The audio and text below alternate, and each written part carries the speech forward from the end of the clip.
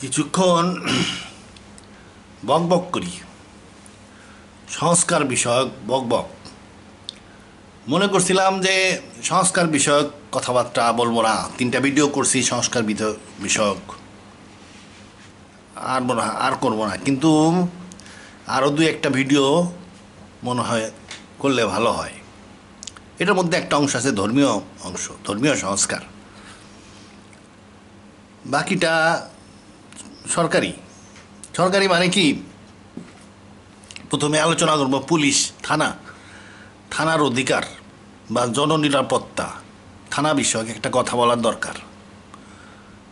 আর hospital, emergency যেসব রুগী যায়, হঠাৎ করে অ্যাক্সিডেন্ট হলো, হঠাৎ করে গুলি লাগলো, হঠাৎ করে কেউ বিষ খায় ফেলাইছে ভুল করে, এখন বাঁচতে যেতেছে, তো এই ধরনের কেসে হসপিটাল যে কামগুলা করে সেই কাজে হসপিটালের কি সংস্কার দরকার।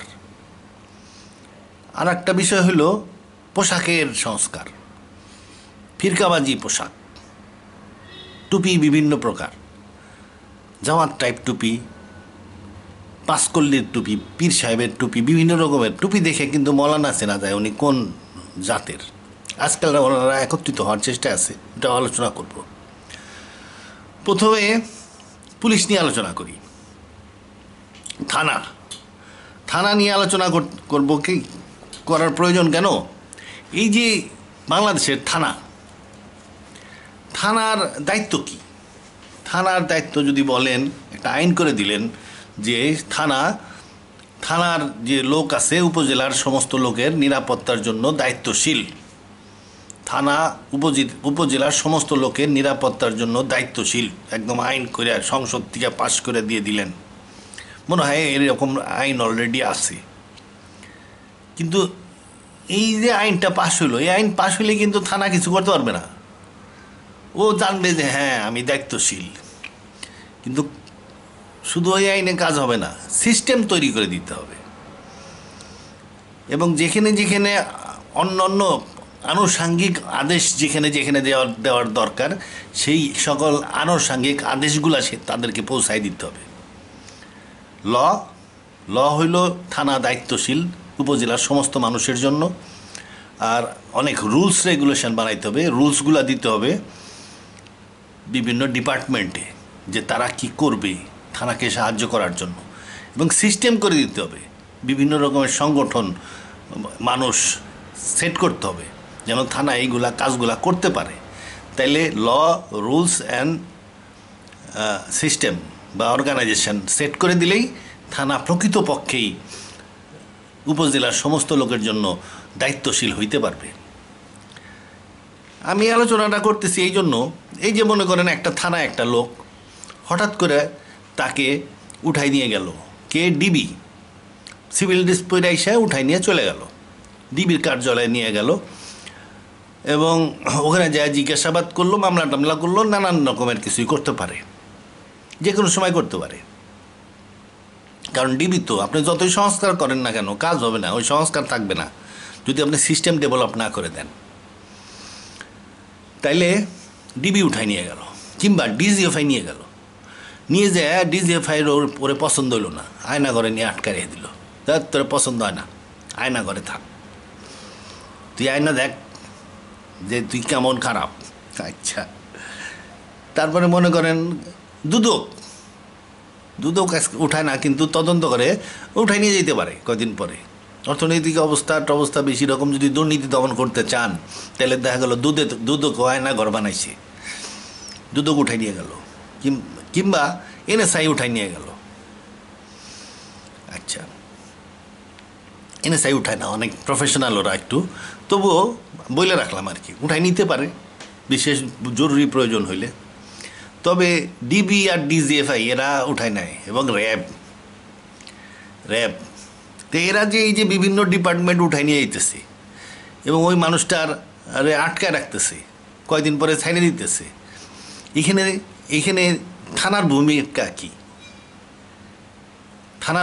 কি? এখানে আইন পাশ করতে হবে এবং সিস্টেম বা অর্গানাইজেশন, ছোটো ছোটো অর্গানাইজেশন ডেভেলপ করতে হবে, যেন ডিজিএফআই বা ডিবি এরা যেন লোক উঠায় নিয়ে যেতে না পারে, সিভিল ড্রেসে বা ইউনিফর্মে যেভাবেই আসুক লোক যেন উঠায় নিয়ে যেতে পারে। যে কোনো লোকরে উঠায় নিয়ে যেতে গেলে প্রথম কাজ হইতেছে তাকে থানায় নিতে হবে, এই আইন পাশ করা উচিত। ডিজিএফআই নিক,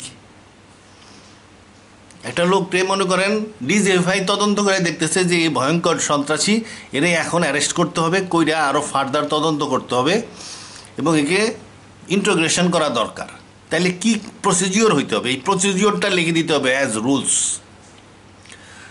রুল হিসাবে লিখতে হবে প্রসিডিওরটা, এবং এই প্রসিডিওরটার একটা চেক রাখার জন্য বিভিন্ন ডিপার্টমেন্টকে দায়িত্বশীল করতে হবে। আচ্ছা, এই ডিপার্টমেন্ট মানে করেন হিউম্যান রাইটস ডিপার্টমেন্ট, প্রত্যেক পলিটিক্যাল পার্টির একটা করে হিউম্যান রাইট ডিপার্টমেন্ট থাকবে, এরকমও করে দিতে পারেন যে পলিটিক্যাল পার্টি হইলেই তার হিউম্যান রাইট উইং থাকতে হবে। বিএনপির হিউম্যান রাইট উইং, আওয়ামী লীগের হিউম্যান রাইট উইং প্রত্যেক উপজেলা লেভেলে থাকতে হবে। হিউম্যান রাইট উইংয়ের সভাপতি হবে, নির্বাচিত সভাপতি হবে, সম্পাদক হবে, সাংগঠনিক কমিটি হবে, হিউম্যান রাইট উইং থাকতে হবে। খালি ইউএনের উপরে হিউম্যান রাইট উইংয়ের উপরে ভরসা করলে বসে থাকলে হবে না। ইউএন আবার ইউএনের স্বার্থ দেখে, নানান রকমের বেকায়দা আছে ওর মধ্যে। এক পার্টি গোলমাল করলে চিল্লে ওঠে, আর এক পার্টি গোলমাল করলে কিছু কয় না। যদি দেখা যায় মলানা টাইপ, ইউএনওয়ালারা কিছু বলে না, বলতে ভালোইছে মনে মনে কয় আর কি। আর যদি দেখা যায় না সুশীল টাইপ, তাহলে দেখবেন যে ইউএন কী চিল্লাইতেছে। তাইলে বিভিন্ন পলিটিক্যাল পার্টির হিউম্যান রাইট উইং থাকা প্রয়োজন আছে। তা যাই হোক, ওটা হলো চেক। এছাড়াও চেয়ারম্যানের দায়িত্বে রাখা যেতে পারে, যে চেয়ারম্যানের ইনফরমেশনে থাকতে হবে।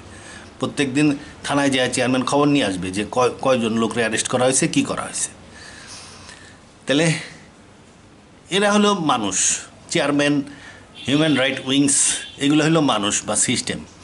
তবে এই ডিপার্টমেন্টগুলার কী কাজ করবে, ডিপার্টমেন্টগুলার একটা রেগুলেশন থাকা উচিত। মনে করেন ডিজিএফআই হঠাৎ করে বুঝলো যে লোকটা একটা বিশাল সন্ত্রাসী, এর অস্তিত্ব যদি বাইরে ঘোরাফেরা করে বাংলাদেশ ধ্বংস হয়ে যেতে পারে।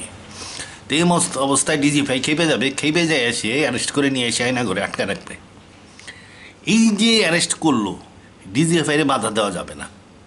ও তো জাতীয় স্বার্থে করতেছে, হয়তো জেনুইন কেসই ডিল করতেছে, কেসটা জেনুইন।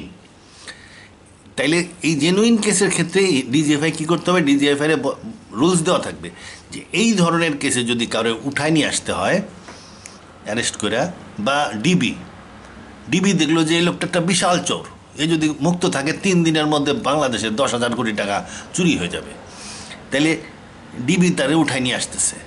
ডিবি অবশ্যই সব কাজ করে না, অন্য ধরনের চোর ধরে, গরিব মানুষের ধরে আর কি, বড় লোক ধরে না। 10,000 কোটি টাকা চুরি করার মতন লোক ধরবে না।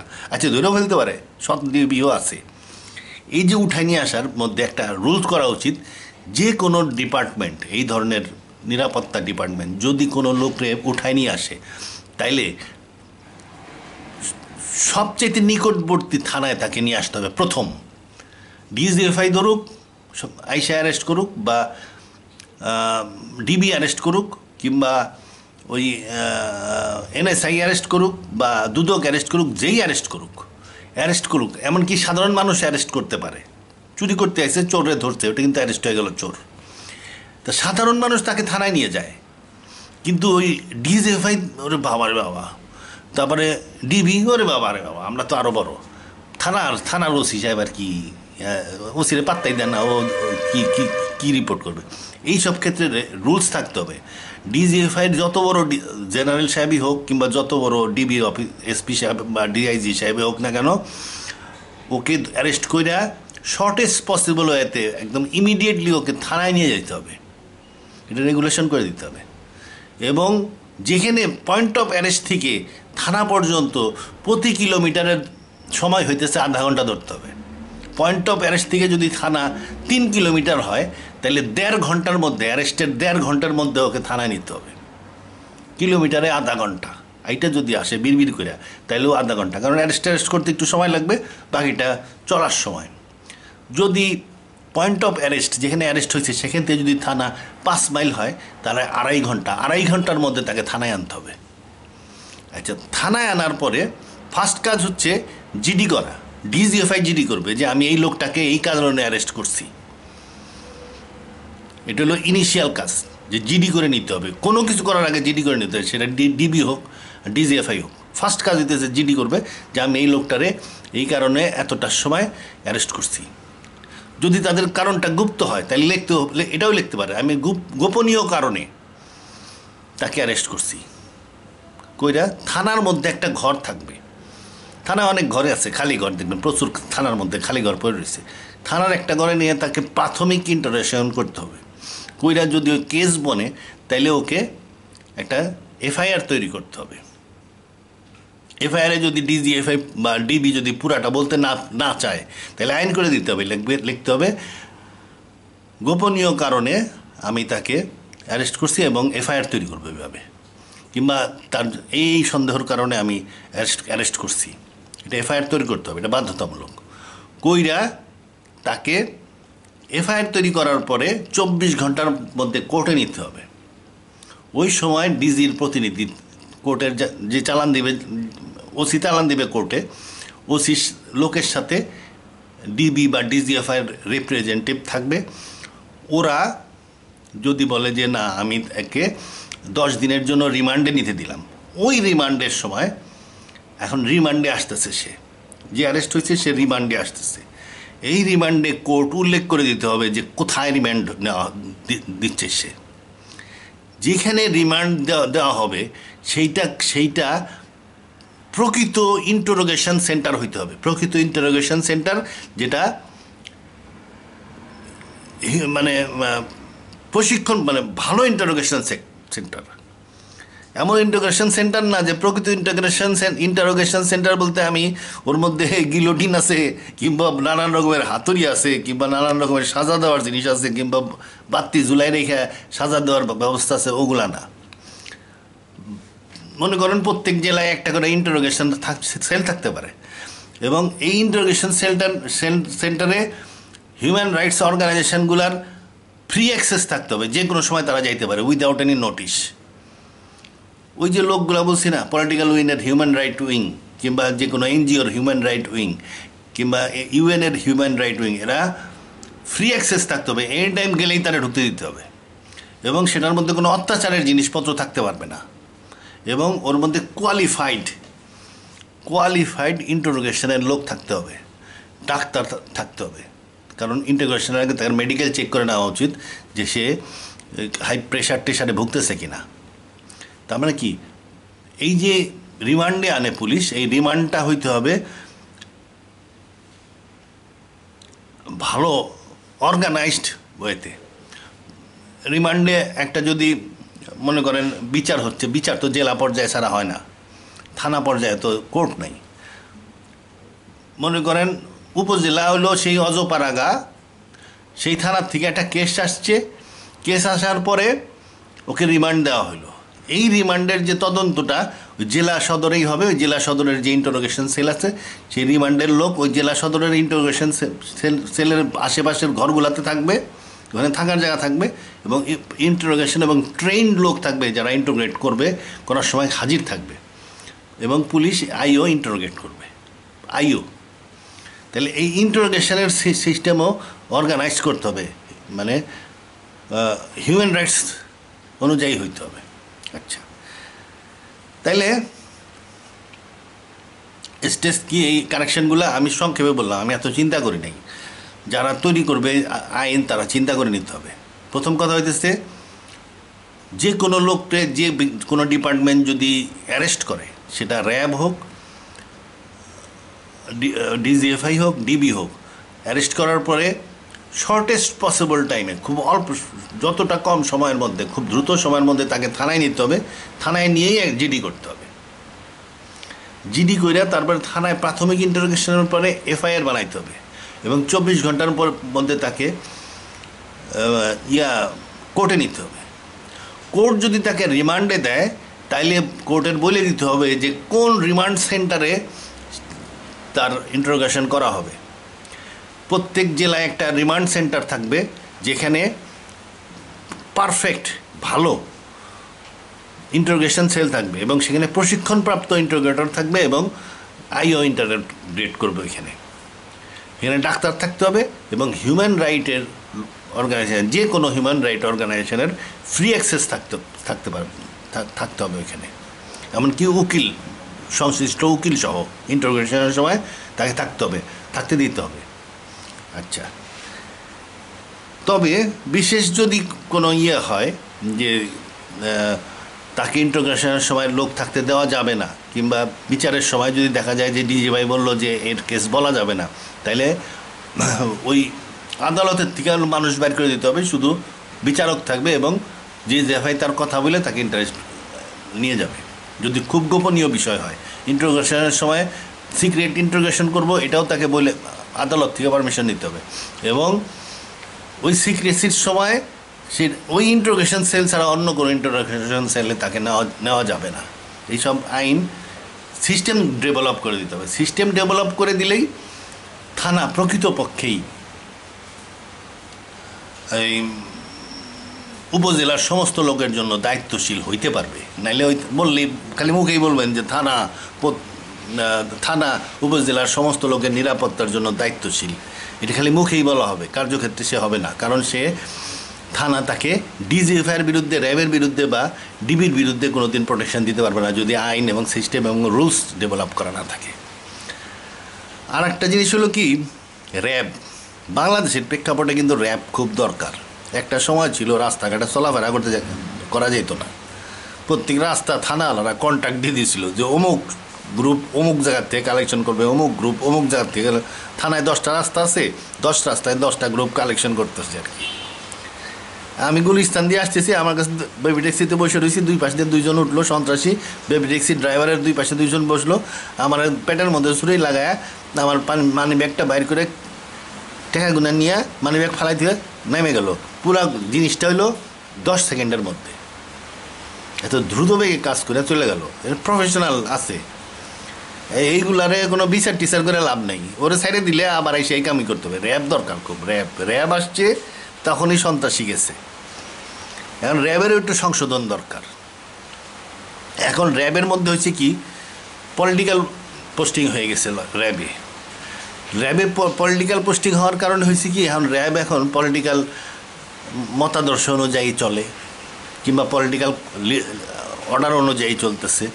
তারপরে বিভিন্ন দেশ থেকে স্যাংশন খাইয়া র্যাবের কোনো আর কাজ বন্ধ হয়ে গেছে। এই র্যাবের থেকে পুলিশ দূর করে দিতে হবে। এখন র্যাবের বদনাম হইলে পুলিশ খারাপ না আর্মি খারাপ বোঝা যায় না। র্যাবের মধ্যে পুলিশও আছে, আর্মিও আছে।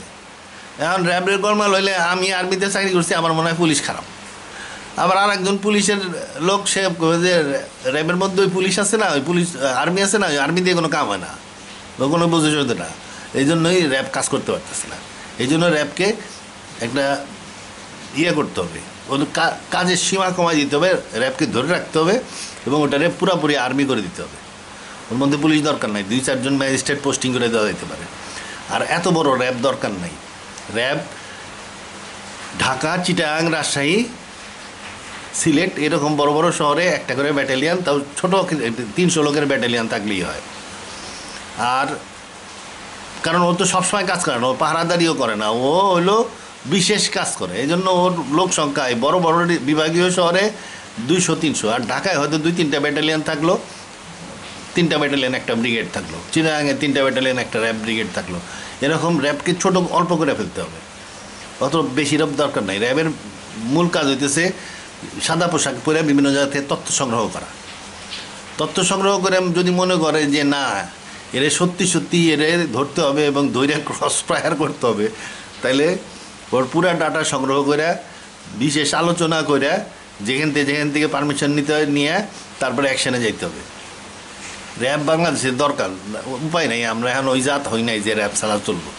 র্যাবটাকে রাখতে হবে, অন্তত ভয় দেখানোর জন্য হলেও র্যাবটাকে রেখে দিতে হবে। র্যাব কাজ করুক আর না করুক, র্যাবের অস্তিত্ব থাকতে হবে, একে ডিসমেন্টেল করা যাবে না। র্যাব কিন্তু র্যাব ব্যাটালিয়ানগুলো কিন্তু ব্যাটালিয়ান, এটাতে কী বলে, ওই ব্যাটালিয়ানে কোনো অরিজিনাল লোক নাই, ওরা বিভিন্ন জায়গা থেকে আইসা ব্যাটালিয়ান তৈরি হচ্ছে। এটার একটা আরবিতে ভালো একটা টার্ম আছে, এটার কী যেন বলে, আচ্ছা যাই হোক আর মনে আসতেছে না। ওই ব্যাটালিয়ান আর কি ক্ষণস্থায়ী ব্যাটালিয়ান তৈরি করা হয়েছে বিভিন্ন জাতীয় লোক। এটাই ভালো।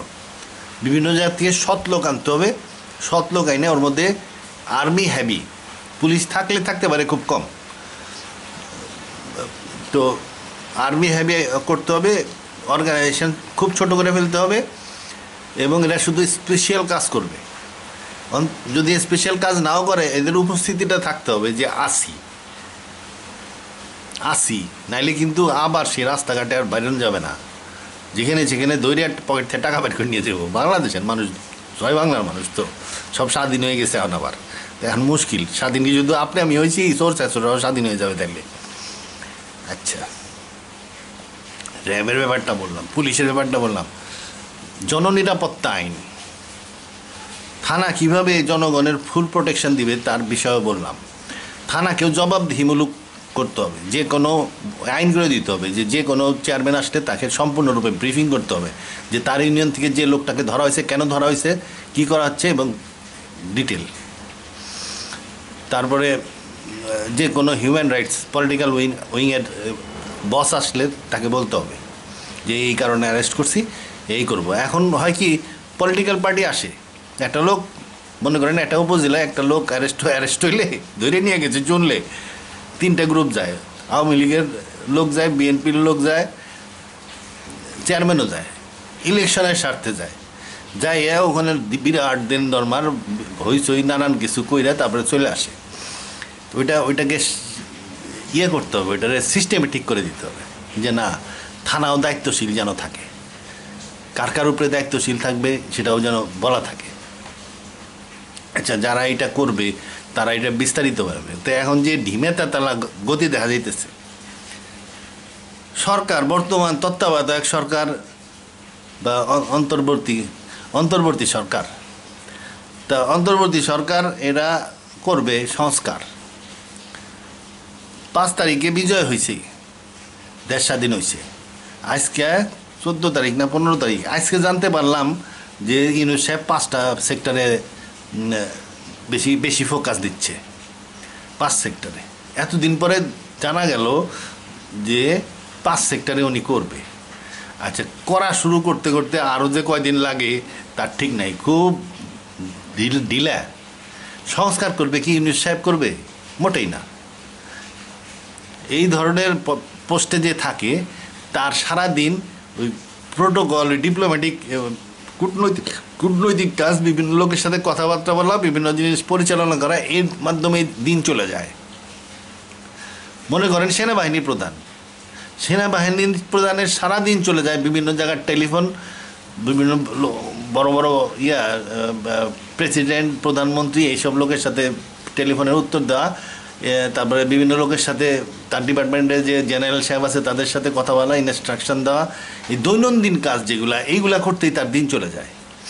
কোনো যদি একটা অর্গানাইজেশন দাঁড় করাইতে হয়, মনে করেন উনি একটা ছোট একটা ইউনিট খাড়া করবেন, তার টিওএনডি লাগবে বা অর্গানাইজেশন লাগবে, অর্গানাইজেশনরে আর্মিতে টিওএনডি বলে।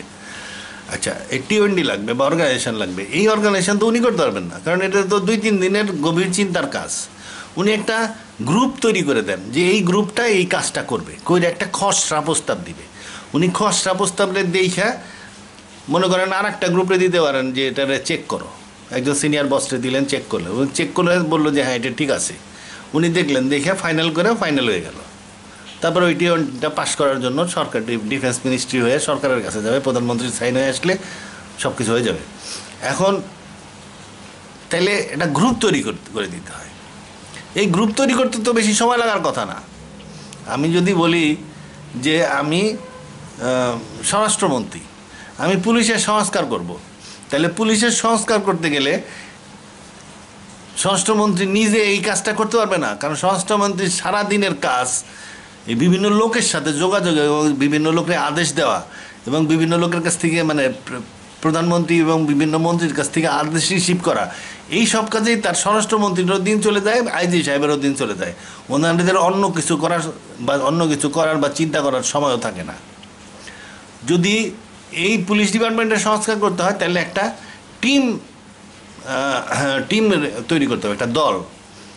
কোয়ালিফাইড একটা দল, মনে করেন 10-12 জনের একটা দল, একদম কম্পিউটার ক্লার্ক সহ একটা রুম, বসার জায়গা, টেলিভিশন, এসব বিভিন্ন জিনিস দিয়ে খাওয়া দাওয়ার ব্যবস্থা, চায়ের ব্যবস্থা, সমস্ত কিছু কইরা ওরে বসাই দিতে হবে এক জায়গায়, যে তুমি এখন গবেষণা কইরা সংস্কার প্রস্তাব দাও।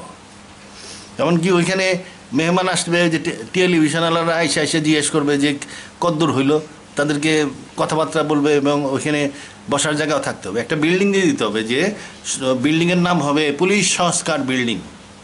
সেখানে বসে বসে ওই টিমটা কাজ করবে। বা জননিরাপত্তা আইন সংস্কার, বা থানা ক্ষমতায়ন বিল্ডিং, তারা এসে ওখানে কাজ করবে। ওটা একটা গ্রুপ অফ পিপল। এই গ্রুপ অফ পিপলকে সিলেক্ট করতে তো এই 10 দিন সময় লাগার কথা না, এতদিন কাম শুরু হয়ে যাওয়ার কথা।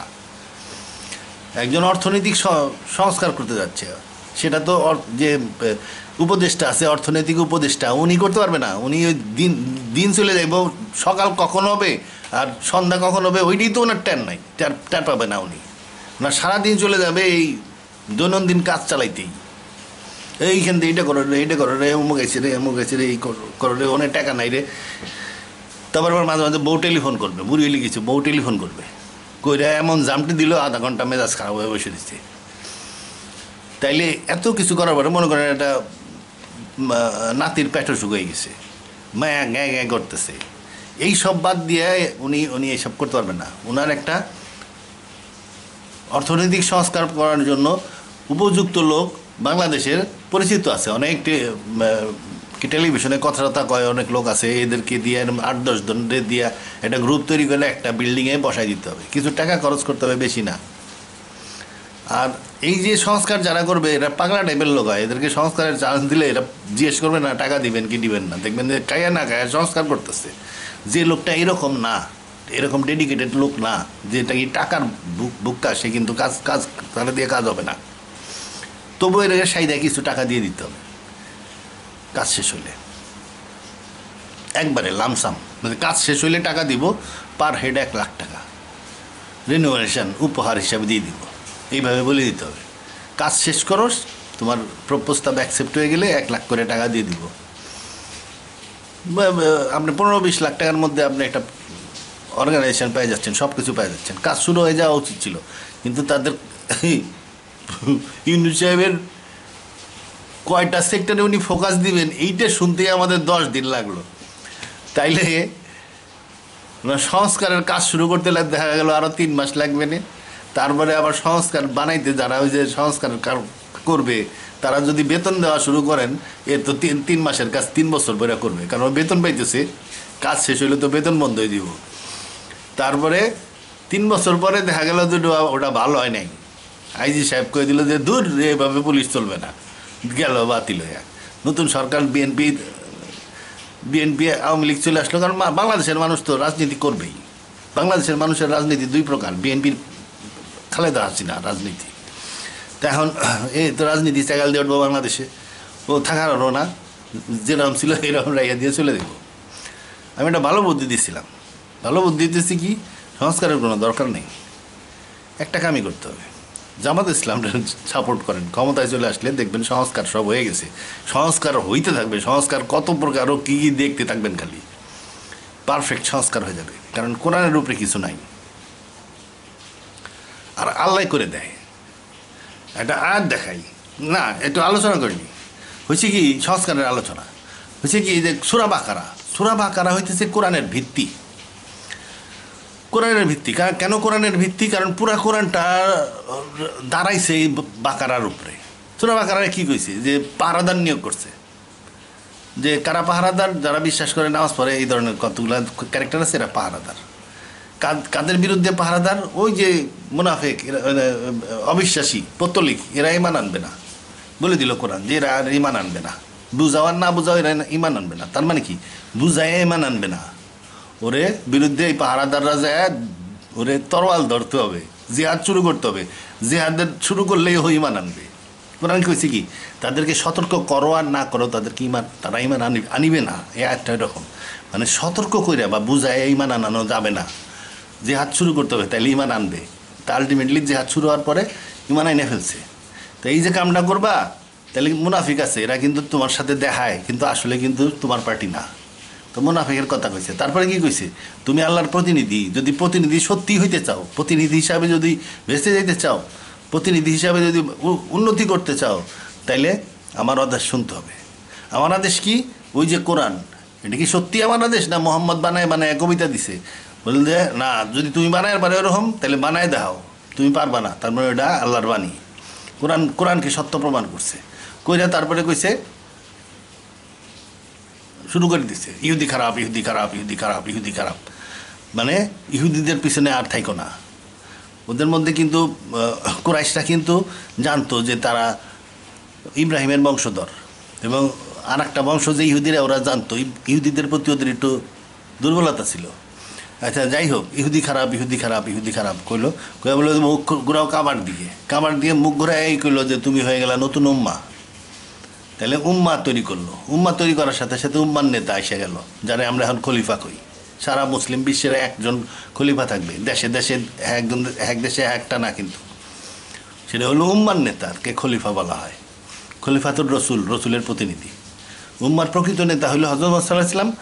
উনি মারা গেছেন, তার প্রতিনিধি থাকে। ওই উম্মার যে আমরা যে খলিফা বলি, খলিফা আবু বকর, উনি কিন্তু ওই যে আল্লাহ যে খলিফা বলছে পৃথিবীতে মানুষকে খলিফা হিসেবে বানাইছি, ওই খলিফা না। প্রত্যেক মানুষ জন্মগতভাবে আল্লাহর খলিফা। সে আমরা হলে এখন পরীক্ষা দিতেছি, বিচারের পরে আমি খলিফা হিসাবে নিয়োগপ্রাপ্ত হব। আমি যদি খারাপ হই, আমার একটা গ্যালাক্সি দিয়ে দিবে, এই মহাবিশ্বে আমি থেকে যাব। এখানে জিন টিনরা আমার এলাকা থাকবে, আমার বিশাল এলাকা থাকবে, আর আমি 1000 মাইল লম্বা হবো। আল্লাহ আল্লাহ কতেল্লা। আর যদি আমি ভালো হই, তাইলে আমি জান্নাতে চলে যাব, পৃথিবীর 10টার সমান এলাকা পাবো, বিশাল সাম্রাজ্য পাবো। এটা কোরআনে আছে, এবং সেখানে আল্লাহর প্রতিনিধি হিসাবে কাজ করব। মানুষ যে প্রতিনিধি, এই প্রতিনিধি কিন্তু ওই খলিফা প্রতিনিধি ওই এক জিনিস না।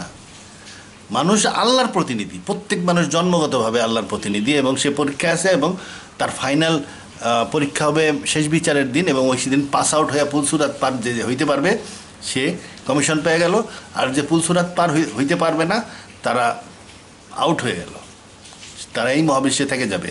আল্লাহ সাজা দিবে না, এই মহাবিশ্বটাই ডেঞ্জারাস জায়গা, তখন আর পৃথিবী থাকবে না। হাদিসে আছে না, এই পৃথিবী, এই এলাকা আগুনে পূর্ণ হয়ে যাবে, এবং এটাই জাহান্নামে, এই এলাকাটাই জাহান্নামের এলাকাতে রূপান্তরিত হবে। এই যে মিল্কি ওয়ে গ্যালাক্সি, সূর্য চন্দ্র এবং মঙ্গল গ্রহ, বিভিন্ন গ্রহ, এগুলো জাহান্নাম হাদিস অনুযায়ী।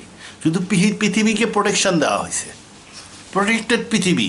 এখানে নীল আকাশ, পানি ভরা সমুদ্র, গাছপালা, বিভিন্ন, এটা পৃথিবী প্রোটেক্টেড। পৃথিবীতে তৈরি করা হয়েছে আদম হাওয়ার নির্বাসনের জন্য। এইটা যখন হাদিসে কি বলতেছে, পৃথিবী এবং এই সমুদ্র সব আগুনে পূর্ণ হয়ে যাবে, তাহলে পৃথিবীও যদি মঙ্গল গ্রহ বা বৃহস্পতি গ্রহের মতন হয়ে যায়, তাহলে এখানে তো আর পৃথিবী থাকতেছে না, পুরোটাই হইতেছে ওই জাহান্নাম। সেই জাহান্নাম, এটা জাহান্নামের এলাকা। জাহান্নাম হইতেছে সবচেয়ে সহজ দোজক আর কি। আচ্ছা যাই হোক, ওই খলিফা আর উম্মার খলিফা এক জিনিস না। উম্মার খলিফার হইতেছে, এটা আল্লাহর খলিফা না। উম্মার খলিফা হলো খলিফাতুর রসুল। আবু বকর নিজেকে বলতেন খলিফাতুর রসুল, আর হযরত ওমর নিজেকে বলতেন খলিফাতুর রসুল, কারণ আবু বকর ডাইরেক্টলি ওনাকে নির্বাচন করে দিয়ে গেছেন। তাইলে এই পুরা মুসলিম উম্মার একজন নেতা থাকে, তাকে খলিফা বলা হয়। দেশে দেশে কিন্তু খলিফা হয় না। আপনি ওই অনেকে বলে যে ওই আমিরুল মোমিনিন বলা যায়। আফগানিস্তানে তালেবানরা তাদের টপ বস, উনি মাদ্রাসার যে শিক্ষক, ওনার নাম যেন কি, ওনাকে আমিরুল মোমিনিন বলে। আমিরুল মোমিনিন যে করে বলতে পারেন, কিন্তু খলিফা বলতে পারবেন না। মুসলিম বিশ্বের খলিফাতুর রসুল একজন হবে। তো যাই হোক, আপনি যখন এই প্রত্যেক দেশে ইসলামী লিডারশিপ থাকা উচিত, ইসলামী উম্মার একটা লিডারশিপ আছে, রাষ্ট্রীয় লিডারশিপ থাকা উচিত ইসলামের, মুসলমানদের। ডিস্ট্রিক্টে একজন সবচেয়ে বড় মসজিদের ইমাম, উনি ডিস্ট্রিক্টের লিডার হওয়া উচিত। উপজেলায় সবচেয়ে বড় মসজিদের ইমাম উপজেলার লিডার হওয়া উচিত। প্রত্যেক গ্রামের মসজিদের ইমাম হলো ওই গ্রামের লিডার, গ্রামের ইমাম। এরকম একটা ইসলামী হলো ইমামতি ইসলামে আছে, ইমামতি অবশ্যই থাকতে হবে। এই ইমামতি খিলাফতির সিস্টেম আর কি। এই ইমামতির কাজ কি? জনগণের মধ্যে আইন শৃঙ্খলা বজায় রাখা এবং ইসলামী গ্রামে যেন ইসলাম বজায় থাকে, সেটা গ্রামে ইসলাম প্রতিষ্ঠা করা আর কি, গ্রামের নিরাপত্তা বিধান করা, ব্যক্তি স্বাধীনতা নিশ্চিত করা। ইসলামের পদ্ধতি অনুযায়ী আপনি কারোর বাড়িতে ঢুকতে পারবেন না। একটা লোক তার বাড়ির মধ্যে, সে বাদশা, ও বাড়ির মধ্যে যা ইচ্ছা তাই করতে পারবেন, আপনি কিছুই বলতে পারবেন না, আপনি ওর বাড়ির ভিতরে তাকাইতেই পারবেন না। এর চেয়ে ভালো ব্যক্তি স্বাধীনতা আর কোথাও নাই। আর বাক স্বাধীনতা তো আছেই। খলিফা ওমর জিজ্ঞেস করছে যে আপনি এত লম্বা জামা বানাইলেন কোত্থেকে। তা যাই হোক, আপনি ইসলামী নেতৃত্বের আন্ডারে চলে আসলে কী হবে? সূরা বাকারায় বলছে, লাস্টে যায় বলতেছে তালুতের গল্প। তালুতের গল্পের পরেই যায় বললো কি, এই যে দেখেন, এই যে তালুতের গল্পটা দেখেন, এই যে দেখেন তালুত ছিল পানি খায়ও না। আচ্ছা, তারপরে কি হলো? মানুষ পানি খেলা, ওই ইহুদিরা খাবি। তারপরেই দেখেন এই তালুতের গল্পের পরে আসছে কি?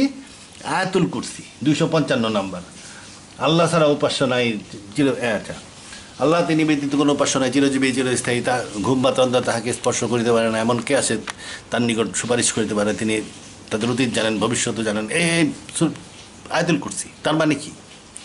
আল্লাহ বলতেছে তুমি ইসলামী নেতৃত্বের অধীনে আসো।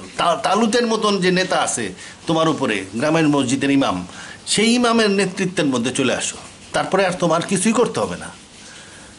সূরা আয়াতুল কুরসির মাধ্যমে আল্লাহ বলল যে আল্লাহ সর্বময় ক্ষমতার অধিকারী, সমস্ত কিছু উনি করে দেবেন, তুমি খালি নেতৃত্বের অধীনে আসো, নেতার আদেশ মানে চলো। এর অর্থ এইটা। তালুতের পরেই কেন আয়াতুল কুরসি আসলো? তালুতের গপ্প শুনেই আয়াতুল কুরসি বললো কেন? তালুতের গপ্প কয়া মানে কি? যে নেতার আদেশ মাইনে চলবা। আর তারপরে আয়াতুল কুরসি মানে কি? আল্লাহ সব করে দিবে, নেতার আদেশ মানে চলো, বাকিটা আল্লাহ করবে। তার মানে কি? আপনি যদি ইসলামিক লাইনে চলে আসেন, বাকি সব আল্লাহ করবে, মানে সমস্ত সংস্কার আল্লাহ করে দিবে, মানে টিকবে। আপনি দেখবেন কোন দিক দিয়ে সব সংস্কার হয়ে গেছে। তা এখন তো আমাদের দেশের মানুষ তো বা করবে না, ভালো কথা তো শোনে না। তা ওই জন্য ওটা ওটা ওটা কইতেছি না। আমি কইছি আগেই, যদি প্রকৃতই সংস্কার চান দেশের, তাইলে জামাত ইসলামে যোগ দেন। সমস্ত প্রকার সংস্কার একলাই হয়ে যাবে, আপনার কিছুই করতে হবে না। আপনি চোখ বন্ধ করে ঘুমাই যাবেন, চুরিও থাকবে না, ডাকাতিও থাকবে না, কিছুই থাকবে না, সন্ত্রাসীও থাকবে না, বিদেশেও টাকা পাচার হবে না। তা মানুষ এত শান্তি পছন্দ করে না, এই জন্য নানান রকমের গোলমাল করতে থাকে। শান্তিতে থাকার চিজ তো মানুষ না। তা যাই হোক, পুলিশের কথা বলতে যে অনেক বগল করে আনলাম, আমার সাথে ব্যাটারি থাকবে না। সেকেন্ড বিষয়ে বলতে চাইছিলাম, ডাক্তার, মেডিকেল, ঢাকায় কিছু বড় বড় হসপিটাল আছে। আজকে খবরে শুনলাম ধানমন্ডি এলাকার একটা বিরাট হসপিটাল, তাদের সমস্ত প্রকারের চিকিৎসা ব্যবস্থা আছে। ওইখানে গুলি খায় একজন গেছে, গুলি খাওয়ার পরে তাকে সে ভর্তি করে নাই, ভর্তি করছে মনে হয় ফার্স্ট এড দিছে কি দিছে না তাই নেই, ওখান থেকে নিয়ে পাঠাই দিছে ঢাকা মেডিকেল কলেজে, অনেকে আবার পাঠাই দেয় পঙ্গু হাসপাতালে। এই যে বড় বড় হসপিটাল তৈরি হয়েছে, এদের অনেকের ইমার্জেন্সি নাই, ইমার্জেন্সিতে জিনিসপত্র নাই। আমি একজনে দেখছি যে বিষ খাইছে, তার পেটটা ওয়াশ করলো না, ওখান থেকে তুমি ঠিক আছে ঢাকা মেডিকেলে পাঠাও, পেটটা ওয়াশ করে পাঠাও, কারণ ওর যত দেরি হবে বিষ তত সরাইতে থাকবে। তাহলে ওকে বাঁচানোর জন্য এই যে বড় বড় হসপিটাল, বিভিন্ন জায়গায় যে বড় বড় হসপিটাল, এর এই প্রাথমিক চিকিৎসা, ইমার্জেন্সি এবং প্রাথমিক চিকিৎসা, বিশেষ করে এই যে হার্ট ফার্স্ট এডের চাইতে একটু বেশি ডাক্তাররা যেটুক করে, জীবন বাঁচানো, এই জীবাণু বাঁচানোর যে রুম, এটা থাকতেই হবে। এবং মানে ইমার্জেন্সির যে সিস্টেম, এমনকি পেট ওয়াশ করা, এই ধরনের যেসব কেস হয়, দুর্ঘটনাজনিত কেস হ্যান্ডেল করার মতন ব্যবস্থা প্রত্যেক হসপিটালে থাকতে হবে, এবং এইটা তাদের করতে হবে বাধ্যতামূলক। কিন্তু এই ইমার্জেন্সি অনেকের নাই। এটা কি বড় বড় রুগীর, বড় বড় হার্টের ডিজিজ 3 লাখ টাকা কেস, এই 3 লাখ টাকা প্যাকেজ, তারপরে মনে করেন গল ব্লাডার অপারেশন 1.5 লাখ টাকা, এই প্যাকেজ ডিলিংয়ের মধ্যে আছে। হঠাৎ করে কেউ দুর্ঘটনা করে গুলি খায়, কিংবা যদি আসে, কিংবা যদি কোনো হঠাৎ করে বিষ খেয়ে ফেলাই দিছে, রাগ করে বাচ্চা একটা ছেলে আসলো, ওরে বাঁচানোর উপায় নেই এবং বাঁচায় না, তারা কেস ডিল করে না। কেন? 1 নম্বর হইতেছে তাদের ওই সিস্টেমটা সে রাখে নাই। হসপিটাল হইতে গেলে ওই সিস্টেম রাখতে হবে, এটা আইন করে দেওয়া উচিত যে এই সব সিস্টেম সর্বদা একজন ডাক্তার এবং ইমার্জেন্সি কেস ডিল করার জন্য অবশ্যই ইমার্জেন্সি ওয়ার্ড থাকতে হবে, এবং এটা আইন করা উচিত। এটা না আইন না করলে ওই হসপিটালরে বাইঙ্গা ওই ওই হসপিটালরে পদ্মনদীতে ফেলাই দিতে হবে। আচ্ছা, ইমার্জেন্সি আপনি সিস্টেম করলেন, করার পরেও তারা কিন্তু এই ট্রিটমেন্টটা করে না কেন? গুলি খেয়ে আইছে, বলবে পুলিশ কেস। এটা করা যাবে না। রক্ত বেরিয়েছে শরীর দেয়া, ব্লিডিং হচ্ছে, বলবে পুলিশ কেস। বিষ খেয়ে আইছে, বলবে পুলিশ কেস। পুলিশ কেসের মধ্যে তারা যাইতে চায় না, আপনাকে ভর্তি করবে না, ওইখান থেকে পাঠাই দিবে ঢাকা মেডিকেল কলেজে। এই সংশোধনটাও করতে হবে যে পুলিশ কেস হোক আর যাই হোক, ওর ট্রিটমেন্ট করতে হবে। এরপরেও সে করবে না, আপনি যতই আইন করেন সে করবে না, কারণ আপনার আইন ঠিক নাই। এই যে পুলিশ কেস এখানে আইন করতে হবে। পুলিশ কেস হলে অসুবিধা কি? 1 নম্বর অসুবিধা হইতেছে, পুলিশ ডাক দিবেন, আসতে তাদের 3-4 ঘন্টা লাগবে। সেটা বাদ দিলাম, মনে করেন পুলিশ হঠাৎ ভালো হয়ে গেল, 10 মিনিটের মধ্যে চলে আসলো। এরপরেও ডাক্তাররা এই রোগীর চিকিৎসা করতে চায় না কেন? ওই ডাক্তারকে আপনি পরে আবার সে যদি স্টেটমেন্ট দেয় যে হয়েছে অমুক অমুক জায়গায় কাটা ছিল, অমুক জায়গায় ব্যথা ছিল, দেখা গেল ওকে কোর্টে ডাকা হয়েছে, সে এখন সাক্ষী হয়ে গেছে, একজন সাক্ষী হিসাবে তার কোর্টে যাইতে হবে। এত বড় একজন ডাক্তার, মনে করেন সে FRCPS, FCPS, DPS, KPS লাগাই নিছে, যত পিএস আছে সব তার আছে, বুঝলেই না। এত বড় ডাক্তার, সে বিজি থাকে সবসময়, দিনে 3-4টা করে অপারেশন করতে হয়, গভীর মনোযোগ দিয়ে কাজ করতে হয়, গবেষণার উপরে থাকে, প্রত্যেকটা রোগী তার কাছে কেস। এই ধরনের লোককে তো কোর্টে টানাটানি করা ঠিক না, এটা ডিস্টার্ব করাই ঠিক না, এর বউয়েরও ঝগড়া করাই ঠিক না, এর বউয়ের কথা বলাই ঠিক না এর সাথে। পুলিশ তো দূরের কথা, আর বিচারক তো দূরের কথা। এটা আইন করে দিতে হবে যে ডাক্তার কখনো এই ধরনের ট্রিটমেন্ট যে ডাক্তার করবে, প্রাথমিক চিকিৎসা যে দিবে এবং পরবর্তীতে যে চিকিৎসা দিবে, মার্ডার কেস হইলেও ডাক্তারকে হসপিটালে ডাকা যাবে না, ডাক্তারকে কোর্টে ডাকা যাবে না, সে সাক্ষী দেওয়ার দায়িত্ব হইতে মুক্ত। এই আইন করে দিতে হবে।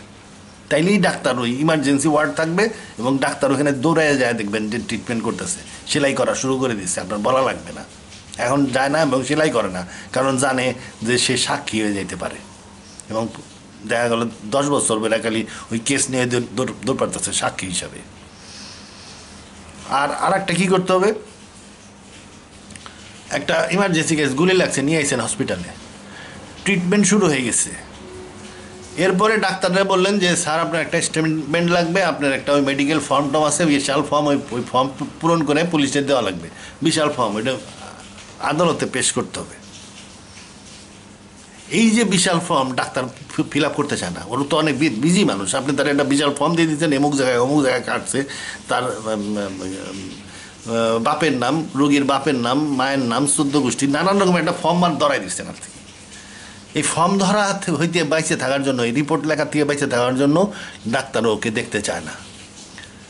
আচ্ছা, এখন এটাও বন্ধ করে দিতে হবে, ডাক্তার কোনো ফর্ম ফিল আপ করবে না, ডাক্তার ওকে ট্রিটমেন্ট দিয়ে ওখানে ফালাইতে চলে যাবে, ডাক্তার ট্রিটমেন্ট দিয়ে ফালাইতে যাবে, ও বেডে চলে যাবে। পুলিশ আইসা দেখা যটুক বোঝে ওইটুক লিখে নিয়ে যাবে, এটা পুলিশের কাজ। যে আমি দেখিতে পাইলাম রুগীর হাতে ব্যান্ডেজ, মাথায় ব্যান্ডেজ, এবং শুনিতে পাইলাম যে তাহার পেট চিরিয়া তাহার পেট হইতে 2টা গুলি বাহির করা হইয়াছে। শুনবে কার কাছ থেকে? ওই ডাক্তারের কাছে শুনবে না, কার কাছে শুনছে এটাও লেখা লাগবে না, কারণ ওই তার কম্পিউটার টেম্পিউটার সব দেখবেন যে ডিফেন্সে চলে গেছে, বলবেন যে না স্যার আমি গুলি হয়েছে, ও রুগীরই দেখিনি স্যার, দেখবেন যে সমস্ত কম্পিউটাররা ভেঙে গেছে, কারণ সাক্ষী দিতে হবে। তাইলে এই হসপিটালকে এই সাক্ষী এবং কোর্ট থেকে সম্পূর্ণ মুক্ত করার আইন করে দিতে হবে, যাতে নাকি কেন করতে হবে, ওই যে ইমার্জেন্সিতে পরীক্ষায় ফেল করা বাচ্চাটা আইসা ভর্তি হয়েছে বিষ খায়া, কিংবা গুলি খায়া এসে হাজির হয়েছে, এর স্বার্থে সমস্ত আইন বাতিল। প্রাক্তর বিচার পরে হবে না, কী যে বিচার করস তা তো জানি, আর কী যে তুই পুলিশ, আর কী যে তুই লেখস, আর কী যে তার ফল হয়, ওগুলো আমরা সব জানা আছে। ওইসব বকিং বাদ দিয়া এরে বাঁচাও, সমস্ত আইন ক্যান্সেল করে দাও, কোনো আইন থাকবে না। পুলিশ হিসাব যখন ওরে দেখবে, দেখে ও যেই যতটুকু বোঝে ওইটুকু লিখে নিয়ে যাবে। এবং ফার্দার যদি কিছু করতে হয়, ভাড়া করা MBBS ডাক্তার আছে যারা নাকি এই কাজ করে, ওরকম ভাড়া করা একটা MBBS ডাক্তার নিয়ে আসবে, সে ওই তদন্ত, পুলিশের তদন্তটা করে দিবে। সে ওই প্রত্যেক রুগীর সাথে একটা করে ফাইল থাকে, দেখবেন যে রুগী যে বেটে শোয়া তার পায়ের কাছে একটা ফাইল আছে। ওই ফাইলে চিকিৎসক ডাক্তার কিছু কিছু জিনিস লেখে যে তাকে এই অবস্থায় পাওয়া গেছে। ডাক্তারি লেখা তো বোঝা যায় না, এরকমভাবে লেখে। আর তাকে কী কী মেডিসিন, ওই ফাইল পইরা বাইরের যে MBBS ডাক্তার পুলিশ নই আইছে, সেই ডাক্তার পুলিশ রিপোর্টটা বানাই দিবে, বানায় সাইন করে পুলিশের কাজ পুলিশ করবে। এতে কোনো অবস্থায় হসপিটালকে জড়িত করা যাবে না, তাইলেই শুধু চিকিৎসা ইনশিওর হবে। আর অন্য কোনো আইনে আপনি এটা করতে পারবেন না, কারণ এই ডাক্তাররা কিন্তু বিশাল বিশাল doctor, FRCS, MBBS, CCPS, GPS, KPS সব লাগাই না। এদেরকে আপনি কোনো আইন দিয়ে ধরতে পারবেন না, কোনো আইন দিয়ে ধরতে পারবেন না। ধরলে দেখবেন যে চিকিৎসা বাদ দিয়ে সে বাড়িতে বসে দিছে। কিন্তু আমি প্রফেশন বাদ দিয়ে দিচ্ছি বাংলাদেশে, আর চিকিৎসা করা যাচ্ছে না, এটা মুশকিল বুড়ে হয়ে গেছি, এখন আর চিকিৎসা বাদ দিয়ে দিচ্ছি। গ্রামে যেয়ে বসে পড়বো, আপনি দেখেন যে আপনার কাম হয়ে গেছে, কাম খারাপ। তো এটাও একটা আইন করতে হবে, এটা আইন করতে হবে অবশ্যই। আর কি 3 নম্বর পয়েন্ট আলোচনা করবো হলো ফিরকাবাজি যত প্রকার, বহুত ফিরকাবাজি আলোচনা করছি। এর মধ্যে একটা ফিরকা আজকাল দেখতেছি, পোশাকের ফিরকা। কি ফিরকা? পোশাকের ফিরকা হলো এই যে মৌলানা সাহেব পায়জামা পরে, পাঞ্জাবি পরে, টুপি পরে, দাড়ি রাখে উনি একটা ফিরকা হয়ে গেছেন, উনি একটা ফিরকাবাজ। ওনার পোশাকটাই ফিরকা। কিসের ফিরকা? উনি জনগণ থেকে আলাদা হয়ে গেছেন। ফিরকা আমার থেকে উনি ফিরকা হয়ে গেলেন, জনগণ থেকে আলাদা হয়ে গেছেন, ফিরকাবাজ হয়ে গেছেন। উনি আলাদা একটা ফিরকা তৈরি করছেন, মৌলানা ফিরকা, যেটা ইসলাম বিরোধী বড় ধরনের গুনাহ। এই ফিরকাবাজ দোজখে যাইবে, কারণ ওর তো জনগণের সাথে ওর মিলই নাই। রাসূলুল্লাহ সাল্লাল্লাহু আলাইহি ওয়াসাল্লাম যে এলাকায় যেতেন, সেই এলাকার লোকের মতন পোশাক পরে যেতেন। একজন মৌলানা যদি রোমে যায়, তাহলে সে রোমানদের মতন ড্রেস পরে যাওয়ার কথা, কিন্তু সে তা করে না। সে ইংল্যান্ডে যাচ্ছে, আমেরিকায় যাচ্ছে, ওই একই পোশাক পরে যাচ্ছে। শুধু যাচ্ছে তা না, মনে করতেছে বিরাট সোয়াব কামাই করতেছে। তোর সোয়াব বেরিয়ে নে। এই পোশাকের ফিরকা, এই পায়জামা, পাঞ্জাবি, টুপি আর দাড়ি, এটা হলো একটা ফিরকা। এই ফিরকার কারণেই 13 সালের হেফাজতের আন্দোলন ব্যর্থ হয়ে গেছে। আর একই প্রকারের আন্দোলন এই 2024-এ করে স্টুডেন্টরা সাকসেস পাইছে। কারণ 2013-তে যে হেফাজতের যে ছাত্ররা আসছিল এবং শিক্ষকরা আসছিল, তাদের সংখ্যা অনেক বেশি ছিল। এই আন্দোলনে যারা পার্টিসিপেট করছে ইউনিভার্সিটির ছেলেরা, তাদের চাইতে ওই 13 সালের বা ওই যে হেফাজতের যে শাপলা চত্বরে ইয়েটা হইল, গণজমায়েত হয়েছিল হেফাজত, সেতে সংখ্যা অনেক বেশি ছিল। কিন্তু তাদের আন্দোলন সফল হয় নাই। তার একটা কারণ হইতেছে, অনেকগুলা কারণ আছে, তার একটা কারণ হইতেছে তাদের পোশাক দেখে মনে হচ্ছিল, আমি ওই যখন মার্ডার শুরু হয়, প্রথম ডেড বডি যখন শাপলা চত্বরে আসে, ওই সময় আমি শাপলা চত্বর থেকে 50-60 গজ দূরে দাঁড়াইছিলাম। আমি মনে করলাম এরা এখন আন্দোলন কিছু একটা করবে, পাশেই বঙ্গভবন আছে, ওখানে যায় ঢুকে বললেই হইতো, কিংবা ওই পাশে ইয়েরা কী কর নাম, আর একটা পার্টি, সুশীল পার্টি না, ওটা কী পার্টি, আচ্ছা যাই হোক, ওই যে ইয়েতে ওইদিকে হামলা টামলা শুরু হয়ে যাবে, কিছুই করলো না, দোরা সাহেব আর কি। আচ্ছা যাই হোক, ইসলামে অনেক আইন কানুন আছে, তো ওরা ইচ্ছা করলে মারামারি করতে পারে না। আপনি মারামারি করে বেচতে দেবেন, জিহাদ করে বেচতে দেবেন, যায় দেখা গেলো তো জিহাদ করবেন, যায় আপনি টুপিওয়ালার বাক্স পুরাই ফেলেন, ফুটপাতে বসে বসে টুপি বেচে, তার বাক্সটা দিলেন পুরাইয়া, আগুন লেগে গেল আর কি। ওই জিহাদে দেখা গেলো আপনি কোথায় সব কামাই করে গুনে কামাই করে ফেলছেন। রাসূলুল্লাহ সাল্লাল্লাহু আলাইহি ওয়াসাল্লাম হজ করবার গেছে আর কি, 1400 লোক নিয়ে, ঢুকপেট দেয় নাকি মক্কায়। এখন আবার ওসমানরে আটকাই থুইছে। তা এখন সমস্ত সাহাবী গেছে খেইপা যে এখন আক্রমণ করব, তখন আল্লাহ ঘুরে ফিরে নিয়ে আইছে যে আক্রমণ করো না। এখন এবং ওইখানে লেখা আছে যে তুমি যদি আক্রমণ করতে এবং ভুল করলে অনেক গুপ্ত মুসলমান আছে, মক্কা শরীফে অনেক মুসলমান আছে, তারা নিজেকে প্রকাশ করে নাই, এদের দু একজনে তুমি ভুল করে মেরে ফেললে তুমি অপরাধী হইতা। ভুল করে মারলেও অপরাধী হইতে হয়। মক্কা বিজয় করছেন উনি বিনা রক্তপাতে। মেলা লোক নিয়ে আসছেন, ওরা ভয়ে আর প্রতিবাদ করে নাই, শহরের মধ্যে ঢুকে গেছেন, কারোর বাড়িতে কারো জিনিসপত্রে হাত দেয় নাই। এই হলো ইসলাম ধর্ম। যার ফলে ওই হেফাজতের ওরা ওই কামই করছে, কারোর জিনিসপত্রে হাত দেয় নাই, লাইন দিয়ে আইছে, আইসে ওখানে খাড়ায় থাকছে, ও যখন মারা শুরু করছে, বোমা টোমা ফাড়াইছে, তখন আর কি করবো, উপায় নেই, ভেঙে গেছে। আল্লাহ আকবার, ইসলামের রাস্তাই ছিল, ভালো করছে এটা। আচ্ছা যাই হোক, আনসাকসেসফুল হয়েছে, ভালো করছে। একটা জাতের লোক যখন নবীকে মারে সেই জাতি ধ্বংস হয়ে যায়। আর একটা লোক নবীকে মারলো না, কিন্তু যারা ইসলামের ডাক দেয় তাদেরকে মেরে ফেললো, তাইলেও সেই জাতির একটা বড় বিপদ আসার কথা। কিন্তু আমরা ইসলামে যারা ডাক দেয় তাদেরকে হত্যা করছে এই জাত। বড় বিপদ আসতো, কিন্তু আসে নাই। কারণ হলো এই যে হেফাজতের কারণে কিছু আন্দোলন করে দেখাইছে, আল্লাহ বুঝছে যে না, প্রতিবাদ হয়েছে, ছাত্র শিবিরের ছেলেরা মাইর খেয়ে তক্তা হয়ে গেছে, কিছু আন্দোলন হয়ে গেছে, যার ফলে আমরা বেঁচে গেছি, ঘরে বসে বসে বেঁচে গেছি। যাই হোক, কারণ জিহাদটা ফরজি কিফায়া, সবাই করতে হবে এমন কোনো কথা নেই। তা ওই সময় আমি মূল বিষয়টা আলোচনা করতেছি, এই যে ছেলেগুলারে নিয়ে আসছে সব পায়জামা পাঞ্জাবি টুপি পরা, তাহলে কি একটা বিড়বিড় করে পিঁপড়ার মতন আসতেছে, শাপলা চত্বরের দিকে যায়, জমায়েত হচ্ছে, এগুলো সব কটা হইতেছে পায়জামা পাঞ্জাবি টুপি, মানে আলাদা ফিরকা। দেখে মনে হইতেছে যে অন্য কোনো লোক, আমাদের লোক মনে হচ্ছে না। অন্তত 50% যদি ছেলে যদি প্যান্ট শার্ট পরা হইতো, তাইলে কিন্তু এইরকম মনে হইতো না, মনে হইতো যে আমাদের ছেলেরাও আছে, ফিরকাবাজিটা ওর মধ্যে থাকতো না। 50 পায়জামা পাঞ্জাবি ঠিক আছে, টুপি এটা ঠিক আছে, ইসলামী ড্রেসের, ইসলাম সহজ সরল থাকতে বলছে, এটা সহজ সরল থাকার পোশাক, ভালো পোশাক, ওইতে আমার আপত্তি নেই। কিন্তু এই যে ছাত্রগুলো আসছিল, মাদ্রাসা ছাত্র, এর মধ্যে 50% থাকা উচিত ছিল বিভিন্ন ড্রেসের ছেলে।